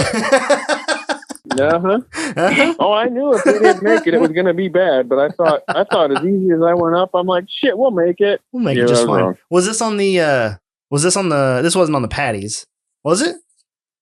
What tires did you have on that thing? I was on the TSLs. Oh, okay, yeah. Gotcha. And what tires are on the Dakota? Junk. Yeah, well, I mean, they were used. They were affordable. So, they went down the highway. I picked up a set of used BFG off-road tires that a guy was running on a pre-runner. So the rears are a BFG KR2 and the fronts are a Baja TA. Mm-hmm. So they're mismatched tread, which not the end of That's the world. That's what I was noticing. And I wasn't sure what that front tread was. I was like, what is that front tread? Like that is not a mud terrain by any means. It's a sand. No, yeah, it's a sand just terrain. A Baja TA. Yeah. Gotcha. That makes more sense. I was like, what is that exactly? We're ready for KOH 2022. Oh, yeah, he definitely was. Right. Yes. 100%. $200 for a set of 40s? Come on now. Yeah, you can't pass that. That's true. Fred, it was to build the truck around, essentially. Yeah. You know? They'll work. They got you to Sno-fari and back, so that's a good start. Right. Fred, where were you at in all of this debauchery? Debauchery? I was the next vehicle behind DJ, so I was just sitting there for about 40 minutes waiting on him to try and make it. Just watching and laughing.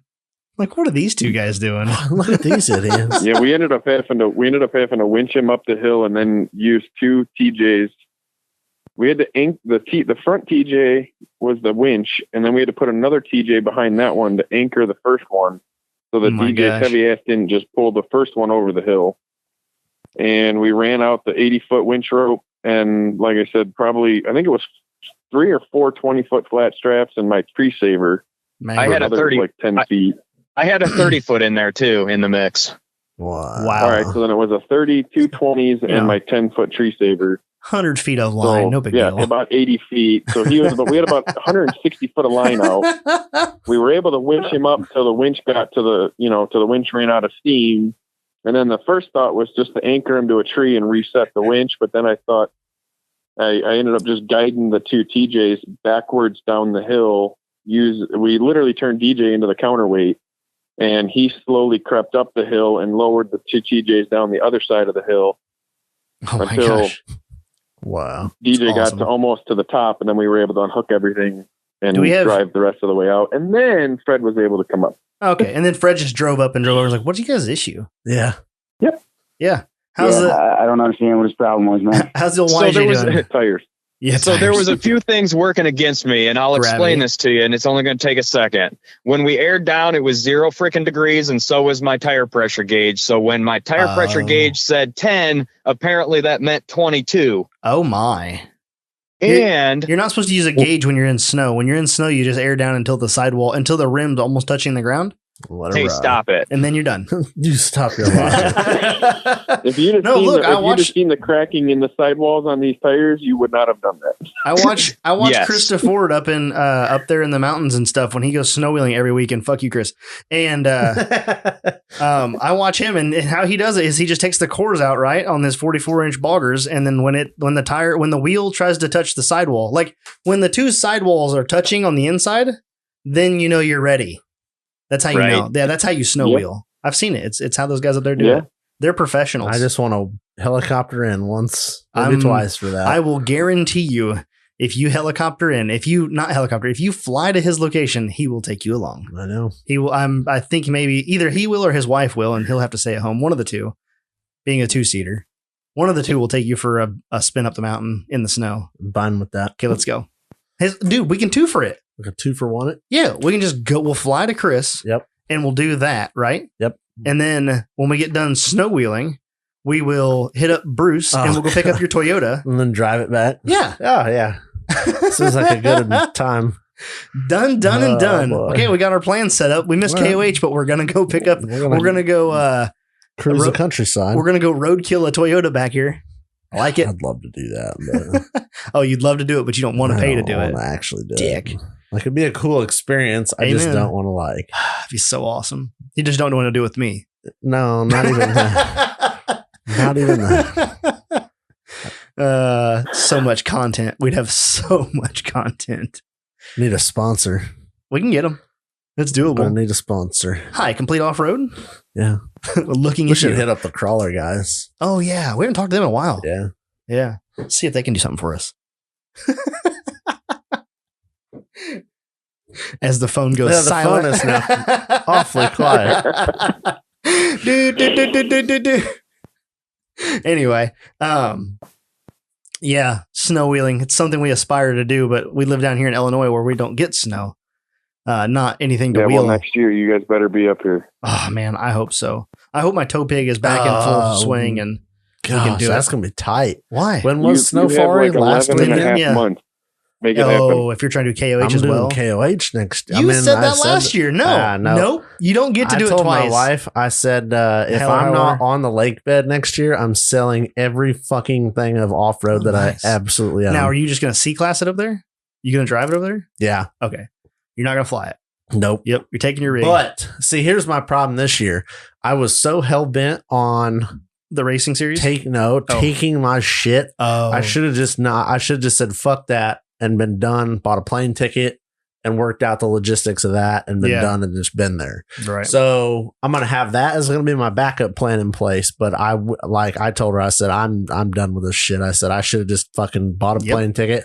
If it wasn't for work and having to be down there, I probably would have done it. If it wasn't for new-ish baby and like the wife, like not the wife, to COVID, not the wife, COVID. Oh, I'd have been there. We had everything figured out. Like, if it hadn't been for COVID, we'd have thrown him on a plane. We'd have been to California and met with my uncle and my aunt out there in California. I'd have dropped her and Owen off with the aunt. They would have like played around in Ventura County, like let them do their thing. Yep. And then my uncle and I would have jetted out to the lake bed and party on, Garth. Yep. If I'm not on the lake bed next year, I'm selling everything. Selling everything? Yep. All right. Everything off-road. You guys heard it here first. Next February, if Ian is no longer a podcast host, you know why. Yep. I'm so done with like, I should have been there, because every year I just come up with some bullshit. Oh yeah, on not going. Well, that's how it goes. So you just have to like I'm commit. Fucking done. I'm doing it. Yep, you just have to make time for it. Yep, that's the same thing. Like 2 weeks now, I've been wanting to get out there to the crew cab to put brakes on it. Haven't done it. I looked at Jess. I'm like, I just have to literally just set aside a time and say this is what's happening at that time. Yep. Not like, oh well, if I get a chance, I'll get over there. Yep. Like no, just like, gonna. This do is what's that day revolves around the truck. If I get the truck done, I can do something else, but the truck is priority. Yep.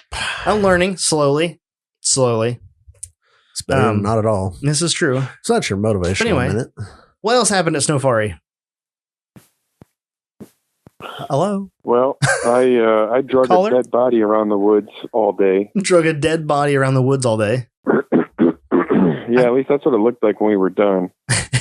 What was it? My transfer case was working on a Bluetooth modification. Oh, nice. And so I was puking trans fluid out the tail shaft all day until it stopped going forward. Nice. That sounds like an awful, Then we decided that in our infinite wisdom, we would just hook a 20-foot medic rope between Fred and I, and he could drag me through the super tight tree laden trails. And that cost me a door. Hey, I've been there before. And, that sounds familiar. So, follow a Jeep so then we ended through up the just woods. fixing my transfer case and putting more fluid in, which I got to thank everybody that was there, because somehow miraculously about 6 quarts of trans fluid ended up on my passenger seat. Oh, nice. Even though we only brought like 2 or 3. Nice. And I had used 1 or 2 of them before we even got to that point. Wow. But so everybody just kind of tossed me all their spare trans fluid, and we were able to top it off, and I made it out to one of the parking lots, and then ultimately eventually made it all the way back to the hotel. This is the transfer case under its own power, or the transmission? No, the transmission was what was leaking. Okay. And it stopped pulling for a while. Yep. And we got some fluid back in it. And, you lose about two. Able to drive it some more. You lose about 2 quarts out of those 4L60s, and they're pretty well. That's kind of like the end.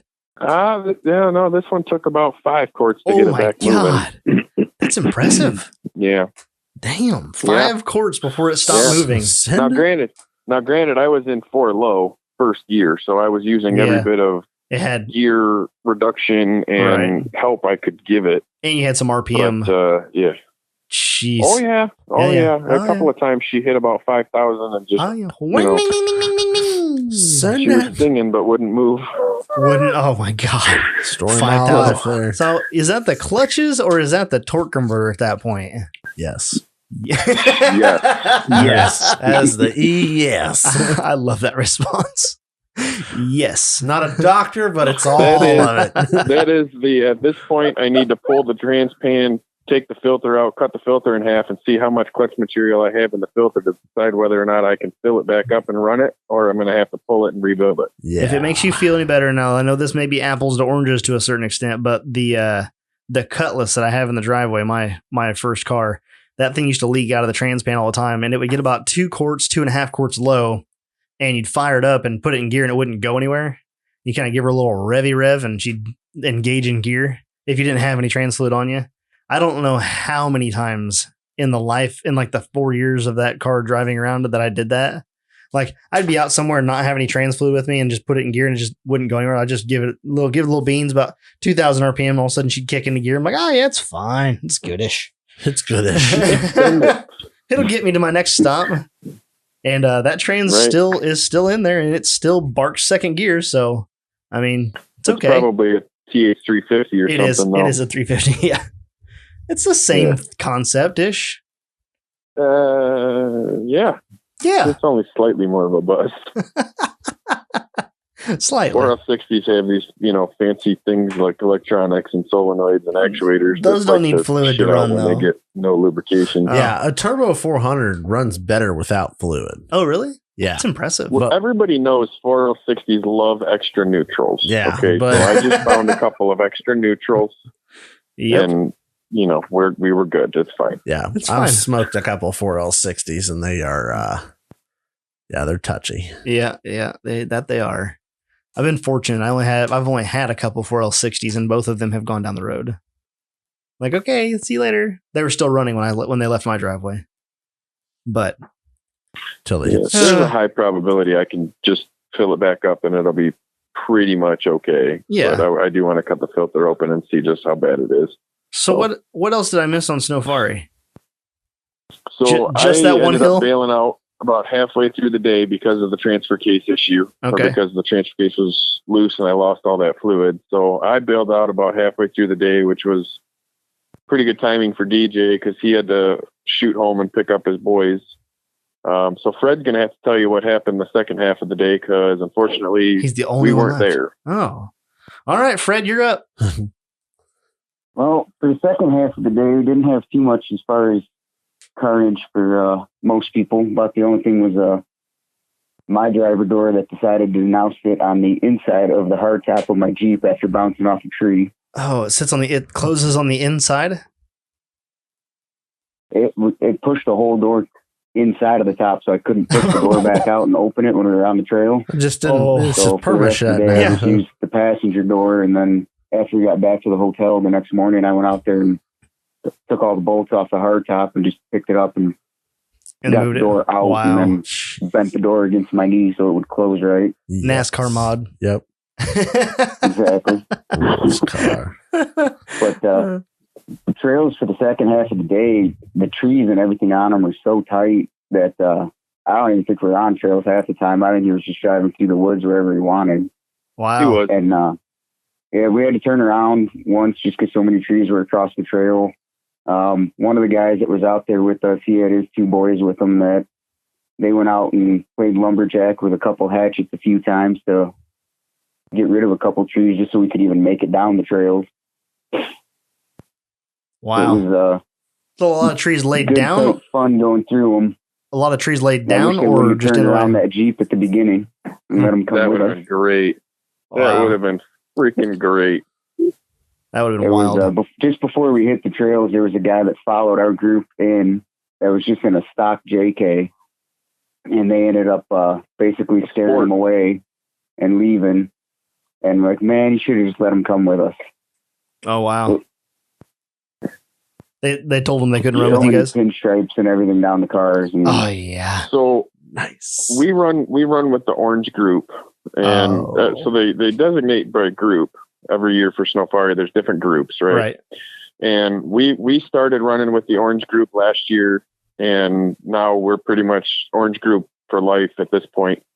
However, on their sign up sheet, they have 35-inch tire minimum and lockers minimum, or lockers required, I should say. 35-inch tires and lockers required.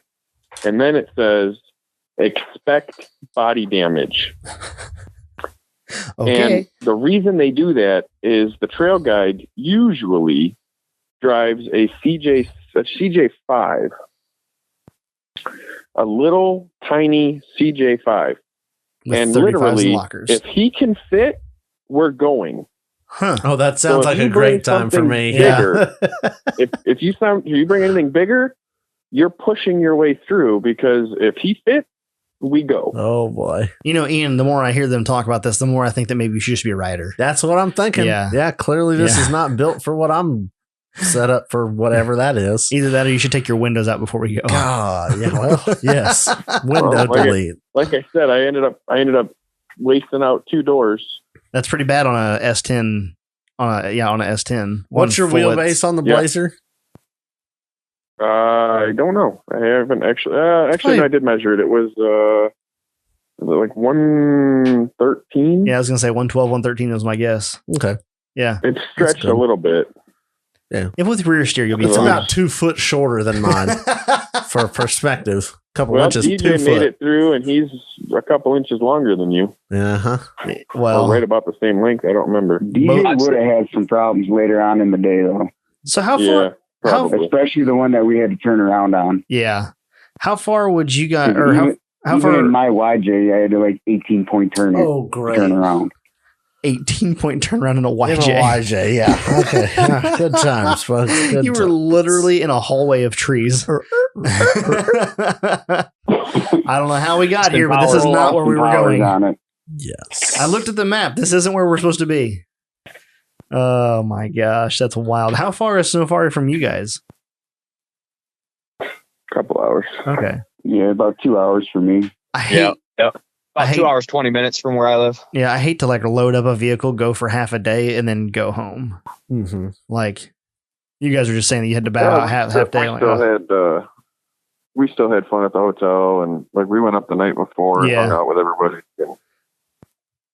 More about the get together so much than the wheeling. Wheeling's just a good byproduct. Yeah, and I mean normally I run the whole day. But where'd he go? I just the transfer case was probably my bad. When we were checking everything over, I didn't catch that. So nice. Yeah, well, that does happen. That goes along with episode 59. So if you didn't listen to episode 59, give that a listen.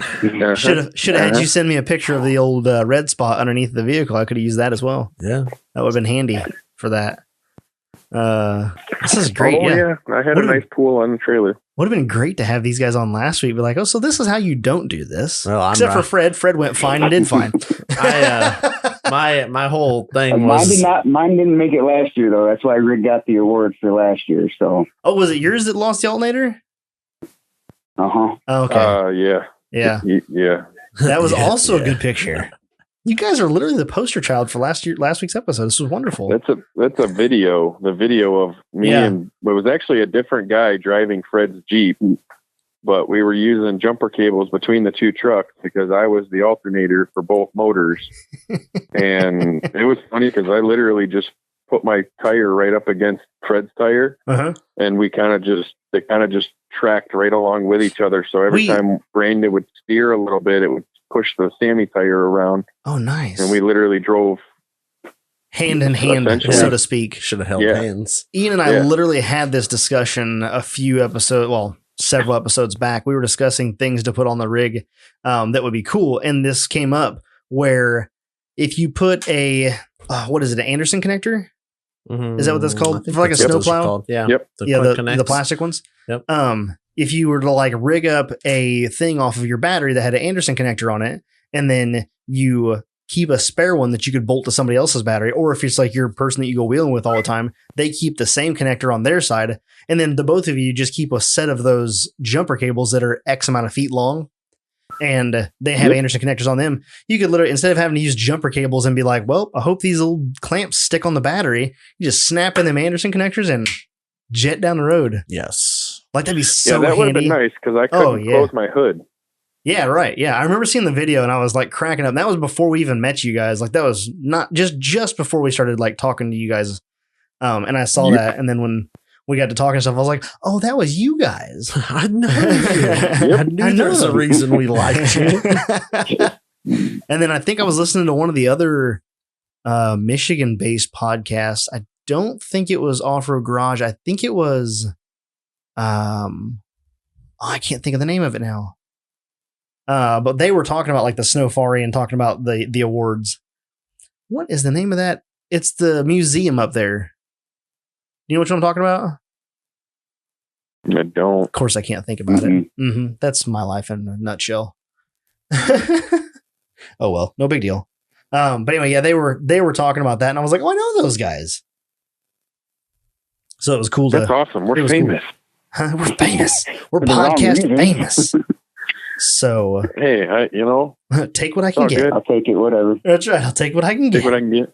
Hey, any publicity is good publicity, right? It's the Wheelin' podcast with the MORA, the Michigan Off-Road Association, I think it is. And they've got the MORA, it's like a museum up there. Is it right? Is that right? Yeah, I've heard of the museum. I didn't know they had a podcast, though. Yeah, it's called Wheelin', just simple. But they do a podcast, I think just about every week or two, they put one out. So I listened to that a lot a while back, and I was trying to keep up with that. Of course, listen to 18 off-road podcasts is a little tough to keep up, but yeah, that's where I heard about them talking. I'm pretty sure that's where I heard them talking about that. And I was like, hell yeah, that's awesome. Like winning trophies at Sno-fari. But anyway, you didn't get one this year, so we're going to let you go. Thanks for coming now. I'm glad you could not make it. Famous people only. We're gonna have the same conversation with the with next week's guest. Yeah. But anyway, we are gonna jump off here so we can roll this thing into last call. And we appreciate you guys coming on here and giving us some of your time.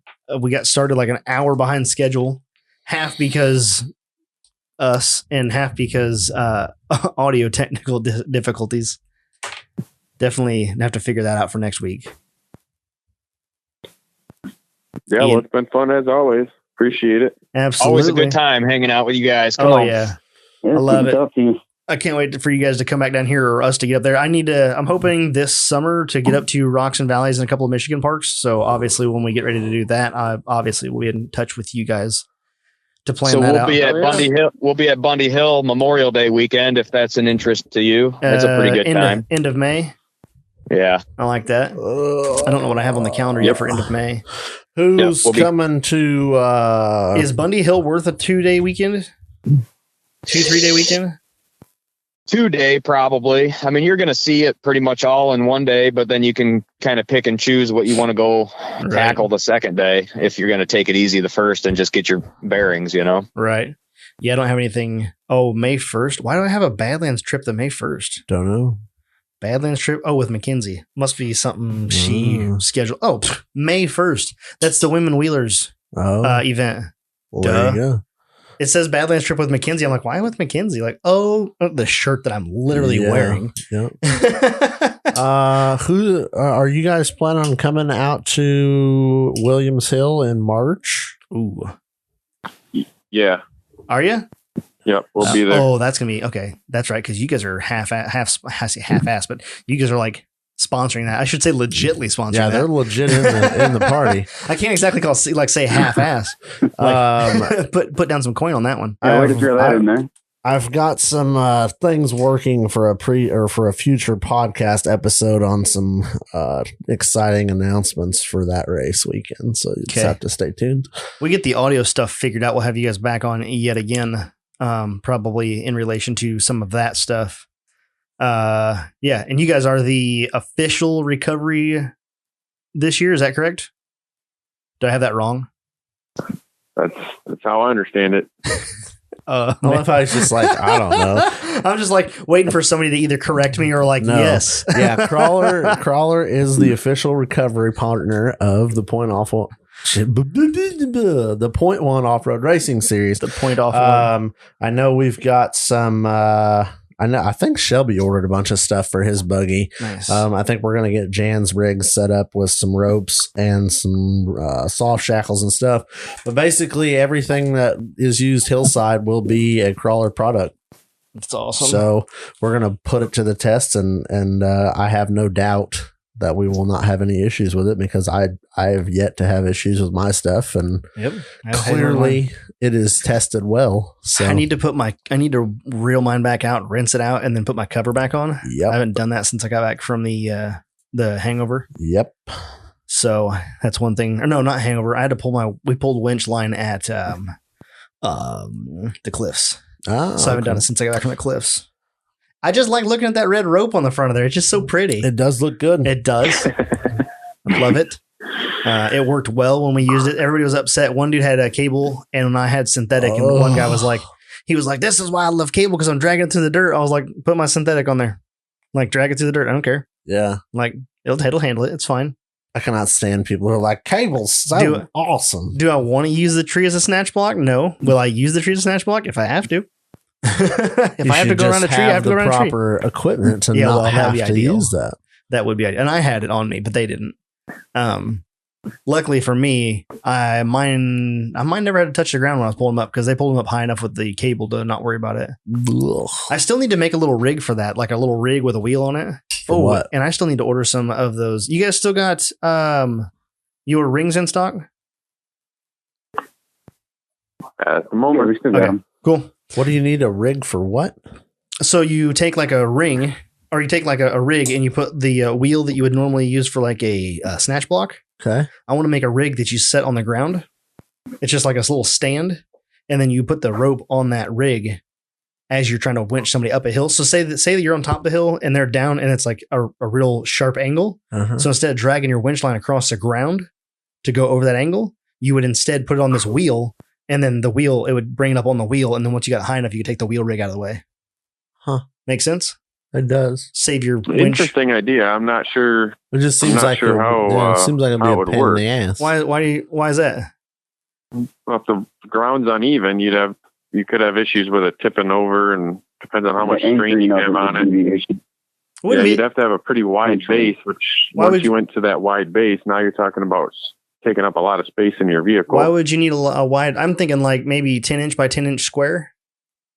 Yeah, but see if it gets off to the side, it could just tip it over. If you get up on any kind of rough terrain, it's going to tip over. It would be the wheel would literally sit an inch off the ground at the base. Like the wheel wouldn't be very tall. It just needs to be enough for it to go across the wheel instead of hitting the ground. So like there would be no leverage. This is some overlander shit right here. I'll build one. Yeah. Let's see how it works. If it works, maybe we can do some sort of production. Yep. There you go. Get it together and figure it out. I will build one because there's been more than one occasion. I will build one. Like there's been more than one occasion where I've needed something like that. So wouldn't be that. And it's just not like drag the rope, fuck the rope up, buy another one, have a nice day. Also an option. Sells product. I don't know what you would have to drag a synthetic rope across to actually like fail it. A rock, a really sharp rock. Yeah, just a rock edge. Not just ground. Yeah. After watching one of the guys try to cut a rope to make it fail, he like cut 3/4 of the way through the rope with his vehicle hanging from it in park with the e-brake set. Like he made it like tight, and then he was trying to get it to fail, and so he like kept like cutting little bits of this rope. Until he got like, it was over halfway through it. And then he took the winch and like spooled the winch in and finally got it to break. I did hear of a lot of broken winch ropes at KOH. Really? Oh, yeah. I must have been buying them Amazon cheapies again. You never know. Yeah, that's what you get when you pay for rock too, right? Yeah, that's what you get when you pay for a name. Yes. That you get when you pay for a name. The funny thing is, WooDude speaks. There was a couple of them. They're like, yeah, I broke my winch line like 3 different times. And then they're sponsored by a certain winch rope company. And I'm like, looks bad for y'all, doesn't it? But not great. That's not great. Well, I mean, it is KOH. It is Sharp Rock. But like, yeah. I mean, you're going to have failures, but like. Teach your guys how to winch. I mean. Well, they were also on podium. So, I mean, here's what I'm going to say, though. If I'm sending a guy out to KOH to winch with the winch line, I'm gonna wrap that whole I'm gonna wrap like the first 50 feet of that winch cord in the Dura. What is it? The Dura whatever? Cordura. Thank you. I had it in my head until I said it.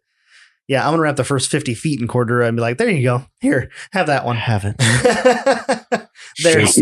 I mean, there was so many abrasion resistant. The problem is you don't. It's a race scenario. So you could watch a lot of guys winching. They were just winging the winch rope around a rock. Didn't matter. Hooking it back to itself and pulling. It didn't matter if you cut it. You just got to get out. You were going. You weren't like, speed. Oh, let's be safe and tight. No, tie it back in a knot when you cut it in half. Like, it is what it is. That's what they were doing. They just throw it back in the race car and send it. Love it. I've seen that done. Because racing. Because race stuff. Yep. Because time counts. When the guy is 5 minutes behind you, but he's got 6 minutes of extra time when he left 6 minutes behind you. Yeah. Not good. Not good at all. That's all I got. Cool. Let's get these guys out of here. Let's move on to last call and get something to drink. And then we can call it a day. Thanks for joining us, guys. Hey, thank you. Appreciate you. Okay. Good talking to you guys. Good afternoon. All right. We'll see you, Rick. See you, Fred. Later. See you, WooDude. See you. Later. Bye. Sweet. That was fun talking to those guys. It's always a good time. They're a good group of guys. Even with all the audio technical bull crap, it was still good that we had going on. Yep.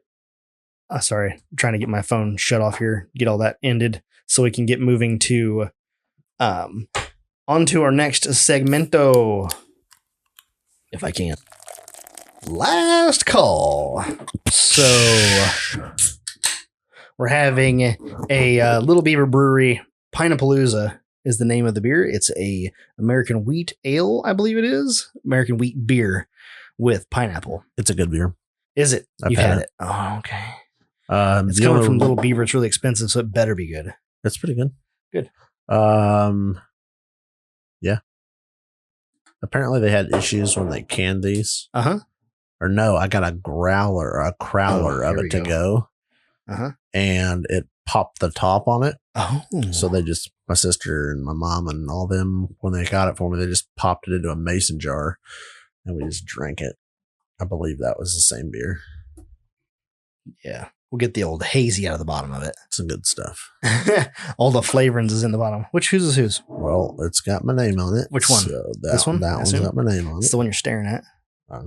Yeah. Which one is yours? Well, it does have the name. Well, you do, but the names were turned your direction. You should just spun it around. You know what I always forget to do? I always forget to take a picture. Photographical evidence. We'll put Wolfie's hat here in the background since I wore it today. I was going to cost them extra for their sponsorship package. 100%. I need to go KOH wheeling next year, like racing next year. So we're going to need to squeeze some money out of some sponsors somewhere. Yeah, I agree. It's going to be expensive to get Wolf Fabworks to start giving you some money. All the monies. All of it. I really don't even need them to give me money. I just need to give them a turnkey Ultra 4 car. Bouquet? Yeah, like a 4400 car turnkey. Ready to go. I'll do the decals and the powder coat and paint. You'll do the... I'll make it look good. I'll take care of all that for you. I'll do the aesthetics. I'll not do the lights and stuff like that, I guess.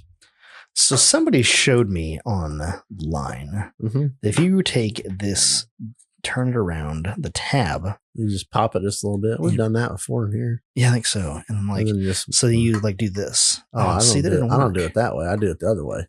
On the outside of the can. Why would you do it?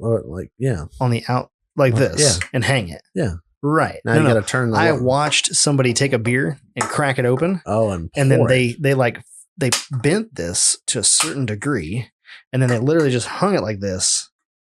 I don't know how they did that. I have to look it up again. Anyway, they did that. They hooked it on there somewhat.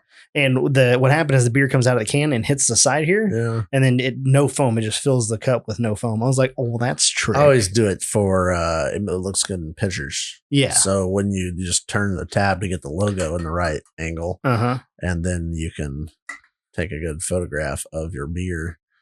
It just kind of adds some ambiance to your photo. Some ambiance makes it look all party and stuff.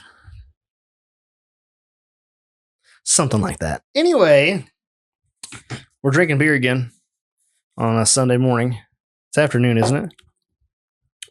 Oh yeah, we're good. We're 35 minutes into the middays. We're late. Brewed and packaged by Little Beaver Brewing. Government warning. That's all they really have to say about this beer. It's a good beer. Keep it cold, drink it fresh, keep it cold, and drink it. And it just keeps repeating that around the fucking can. Okay. I thought maybe they'd have like a story. No, don't need one. It's beer. Damn it. It's beer. You don't need a story. Just drink it, asshole. Shut up. That's about exactly right. Yep. So, chug lug. Not bad. No, it's a pretty good beer. Yeah, definitely not bad at all. Get the pineapple notes in there. You get the little wheat. Oh, it's definitely taste pineapple. It's good. Yep. So, if you don't like pineapple, you're fucked. Yeah, if you don't like pineapple, don't drink a beer that's called pineapple. No shit, you know. Well, you say no shit, but I mean, somebody will drink it like, oh, I don't like that. Do you like pineapple? Tastes no. Like, well, then what like the fuck did you think was going to happen? You stupid idiot. Donut. Love it. So, that's all I got. That's all you got. That is all of last call. We cracked a beer and goodbye. Yep. No, there's more things to talk about. What would those be? I don't know. Another topic. Okay.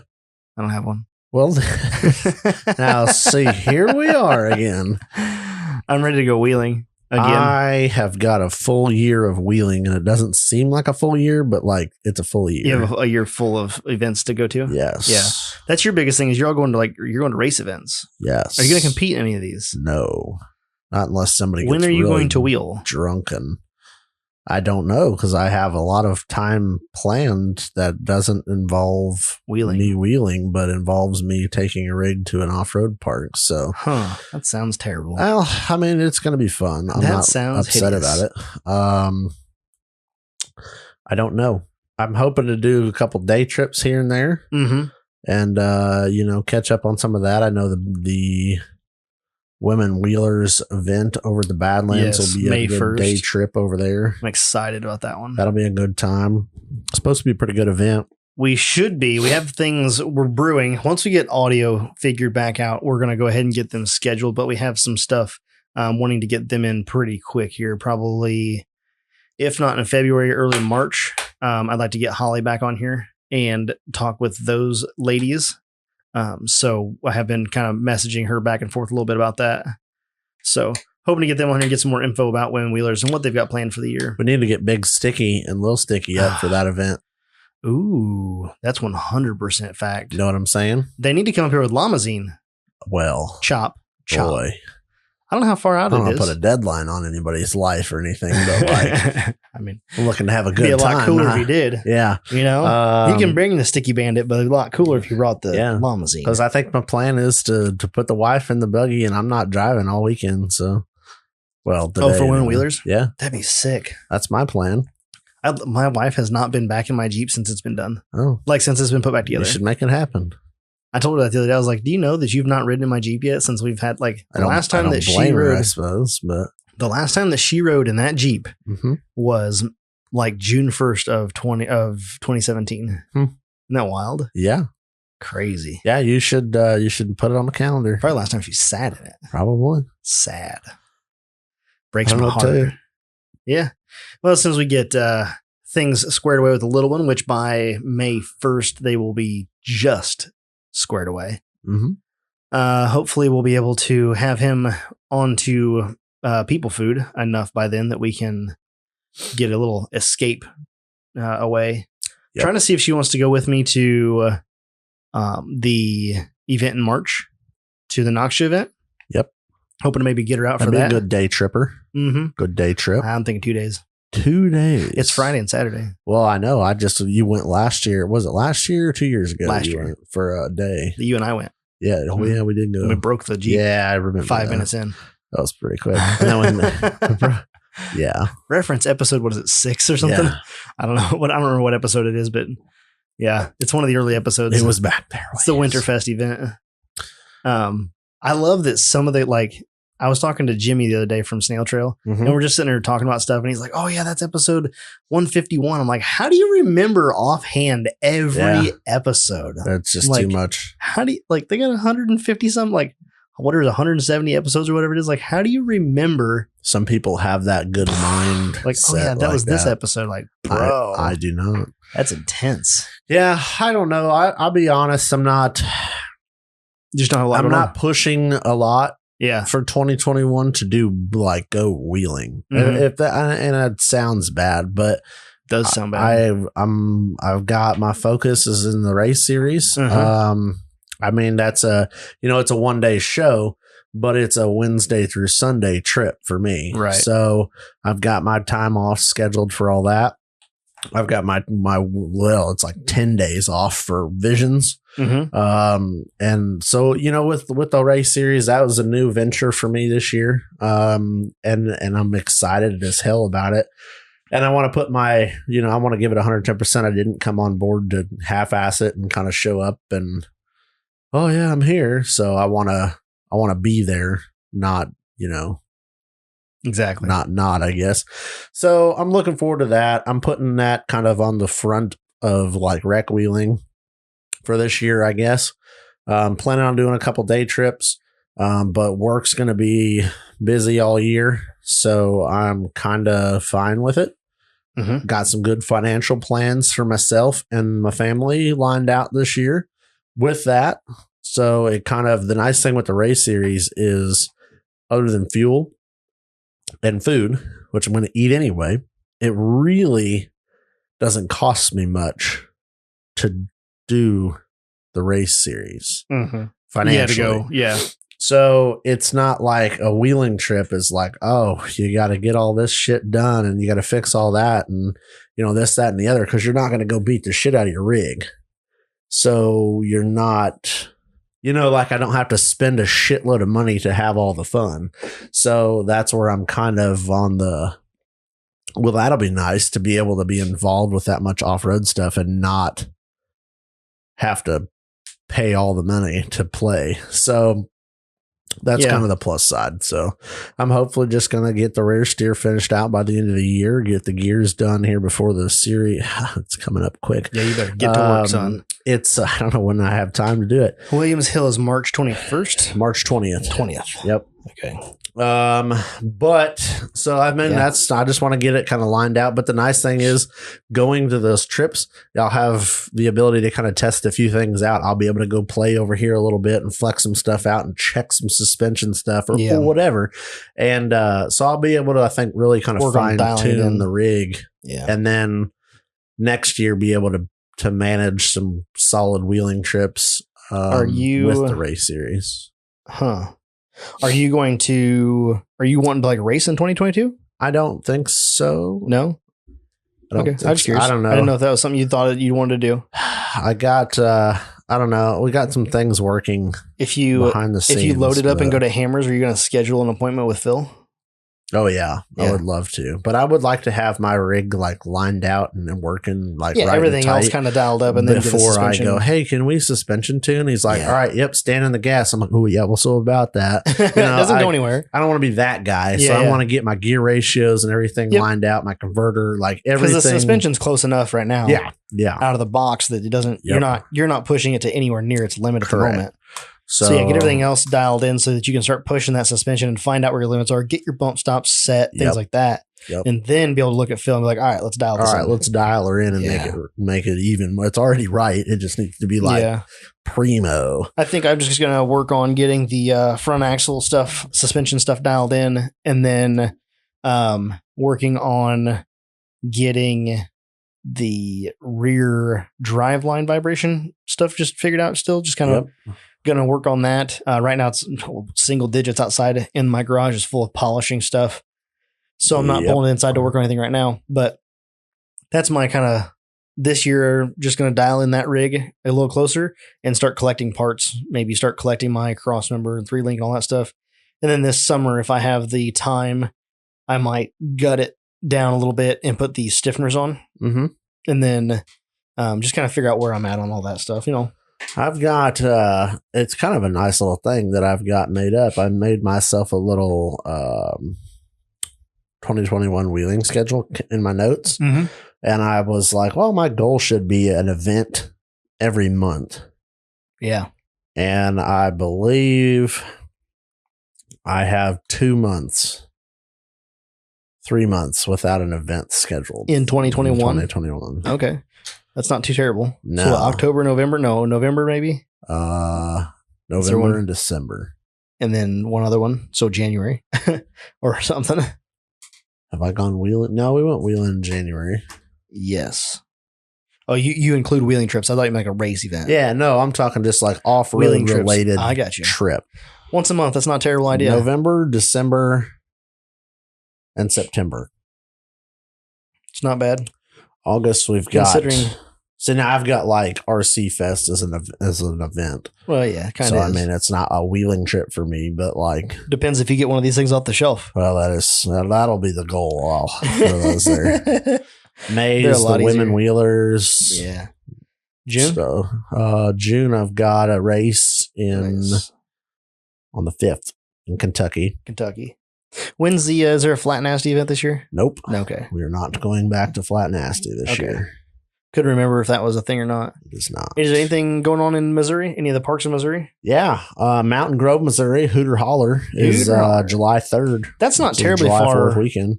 How far is that from? It's like, I want to say it was like half hour farther than from Flat Nasty. Yeah. So if that, even to be honest. So. It's in that same area. Yeah. Flat Nasty, S'more. Yep. It's all right around each other there. I would love to put an event, like a scheduled weekend for wheeling down there in one of those parks, whether it be Hooter Holler or S'more. We've been to Flat Nasty. Could definitely go back again. Would be a good option. Yep.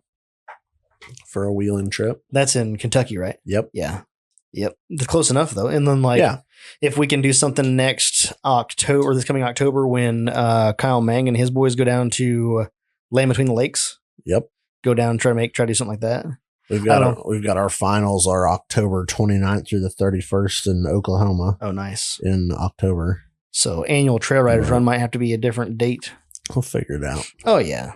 It was a good time this year. It was indeed. Yep. Maybe at a new park. You never know. Ooh. Wonder where. Who knows? I like it. Wherever the hell we decide, right? Right. We'll see how good Williams Hill is and see what that looks like. Well, see, they're an ATV park. Well, maybe not for us. Well, you never know. They're opening it for a race. Maybe we can get it to open it up for an event. You never know. Event, air quotes. Could be an event. Well, anything's an event. That was one of the things I was reading in that whole the Cliffs signing that agreement about not having big trucks on the property. Mm-hmm. One of the caveats inside of that literature said something about if it's a race weekend or an event weekend and the event is around these different vehicles or whatever, that there was some sort of exemption that could be had for that. So I was like, well, that's easy enough. You just have an event every weekend. Why wouldn't you just plan an event every weekend and call it? I don't know. Close my mind. I don't know. That's what I would do. Yep, every weekend we're having an event. Yeah. Get somebody to sponsor it for cheap money. So Club Social. Yeah. It is what it is. Yep. That's how I would do it. Interesting. I wouldn't, if I read the literature correctly now, and I think they said that every park gets its own set of rules, essentially, they deem what you can and cannot. So who knows? Yeah, who knows exactly? Yeah, it sounded to me like it was pretty open as to interpretation. You'd have to check with whomever you got the permit from. So we can inquire about that. We could. Not my park. It's not. Just saying. But we could inquire about that. I do know the guy to talk to. Do you? Yeah. Who's that? Can't tell. Okay. Top secret stuff. Ooh. You know the guy I talked to about getting permits for parks? Or just into Williams Hill is what I'm saying. Oh yeah, that one. Yeah. That's all I got. Okay. Well, then we'll just wrap it up. And we appreciate you guys coming back for episode 60. It kind of got off to a weird start because of our technical difficulties. We spent about 45 minutes trying to get the sound rig stuff to work. So that's why the audio might be a little bit different this week. And hopefully we'll have that dialed in by next week. We'll see how Ian's work schedule is. Should be. If he gets an opportunity to get in here after work on some nights and get that dialed in. And then, hopefully get audio back up and running for our guests. And then we'll be talking KOH. Next week's episode will be like probably exclusively KOH. Exclusive KOH recap. More coverage stuff. So we'll have obviously more information as it comes out and do that. Make sure you check us out on YouTube. If you're not subscribed up already on YouTube, please go subscribe to us because the closer we get to 1,000, the closer we get to doing fun stuff over there. Go follow us on Instagram at total_offroad_podcast. That's where I post up. I try to stay consistently posting, but it has been a bit busy lately. And be sure to go check us out on Facebook at Total Off-Road Podcast and join the Trail Riders group over there. Just make sure you answer the 2 questions and you'll get right in and you can continue the conversation of the episode on that platform. Other than that, check out www.totaloffroadpodcast.com where you can get all of our updates and links to our partners. Thank you, Crawler Off-Road, for sponsoring this last call. Thank you, Crawler Off-Road, for being on this week as a guest. And thank you to ORA for hooking our listeners up with killer discounts every week. If you're not on the Off-Road Anonymous mailing list, make sure you go over to offroadanonymous.com and get on that mailing list so that you know what discounts are coming up so that you can get the best deals on your off-road parts. We got to throw this out there. We didn't really talk about it. We'll talk about it next week because I might get a little insider info for you. Oh, there was a little something Jacob raced at KOH. Yes, he did. So yeah, we may work on some of that and get some information on that. Might have to just call him like last call. Yeah. Last call, call Jacob and see what he's got going on. Because somebody was asking where he was at. Like, what happened to Jacob? He's like, don't see him. Yep. So I might have to get the scoop. We'll get some deets and we'll wrap that into our total off-road podcast recap. I'm like, we'll wrap that into our KOH recap episode. And yep. Awesome. Well, you guys go over there to the website, pick up some swag, check out our vendor/partner area. Don't forget to call Chris at Complete Off-Road for any of your off-road needs. If you got questions, he's more than happy to help, and he will take care of you. The customer service is second to none. So, once again, we appreciate you guys tuning in for episode 60, and we'll catch you on the trail.